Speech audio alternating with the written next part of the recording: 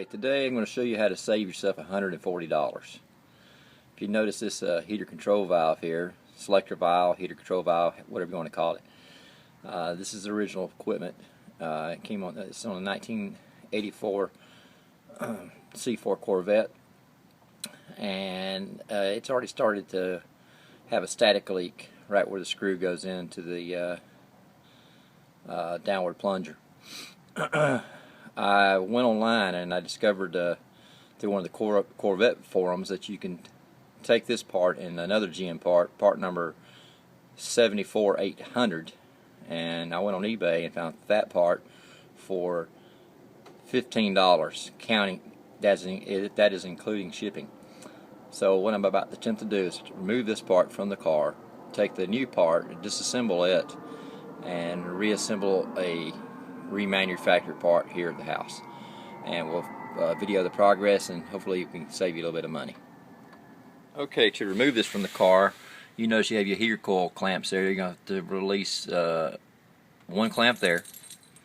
Also here you're going to have to take this clamp loose, which is going back to the tube itself, and then coming from the engine you have another return pipe that goes to that pipe again, and another clamp. So a total of 3 clamps take loose. And down at the bottom here there is a 10mm screw that holds this tube in place. So basically it's just going to need 10mm and either a flathead screwdriver or a socket for each of your clamps to remove. And this is step 1. Now it's been removed from the car, and as you can tell right here with this the screws that right here, this is where it's been leaking at.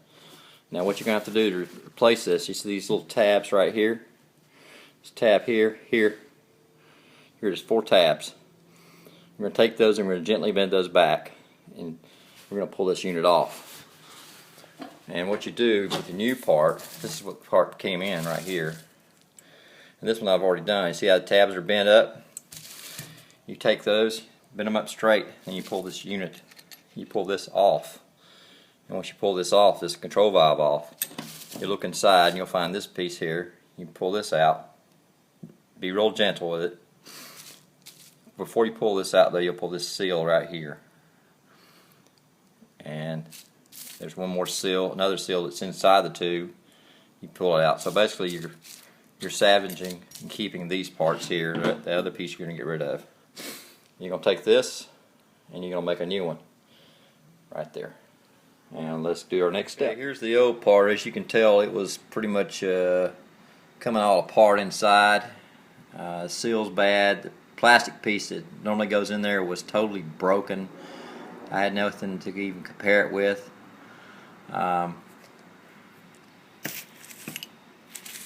There it is. I took that totally off and swapped it for this right here. As you can tell, it went right perfect. The only thing I had to do, the little plastic piece that goes inside was a little bit too long. I took my grinder wheel, my little DA disc, and grind it down to it a little bit at a time, and kept test fitting and making sure it was lining up, and then put it in. There you go. I'll install it in the car next and give you a shot of what it looks like in the car. But $15 for this part, $140 for this whole unit if you go to buy it. So quite a bit of savings. I'd like to thank the Corvette forum I went on for the advice they gave me. We'll show you the last step here in a minute. Here it is now, installed on the car. And as you can tell, we had no clearance issues. Everything lined up perfectly. Looking at it, for the most part, people look at it and think it's a stock part. But you can either spend $140 to buy the whole tube assembly with the heater check valve on it, or go on eBay and look for part number 74800, and you'll come up with a lot of items will come up in the search, and at that time, you know, of course, get the cheapest one. The guy I got it from, he got it here quick. I had no problem in shipping, and I'm very glad I used it. Actually, this part here, when I got it, this was a NOS part, new old stock part. Been sitting on the shelf forever, but it's in perfect shape. $15. There you go, is today's tip. How to replace a heater coil selector valve. I'll have more tips in the future, and I just once again thank the Corvette forums that saved me the money. Thank you.